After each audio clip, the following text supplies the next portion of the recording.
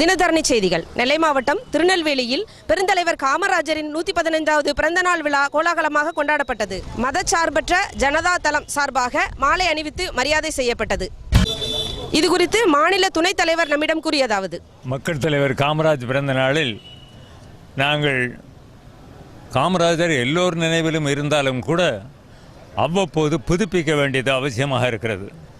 மக்கள் எளிதில் மறந்துவிடக்கூடிய சுபாவத்தில் இருக்கிறார்கள். கல்வி கண் திறந்தவர் காமராஜர் என்றாலும் கூட அதை கல்வியை தினம் தினம் புதுப்பிக்க வேண்டிய எந்த அளவுக்கு அவசியமோ அதுபோல காமராஜரை நினைக்க வேண்டிய அவசியம். காமராஜர் செய்யாத காரியம் இல்லை. அவர் செய்த காரியங்களை வேறு எவரும் தொடர்ந்ததும் இல்லை. தொடர்வதற்கு நல்ல எண்ணம் இருந்திருந்தால் இந்த நாடு இந்த நிலைக்கு வந்திருக்கிறது.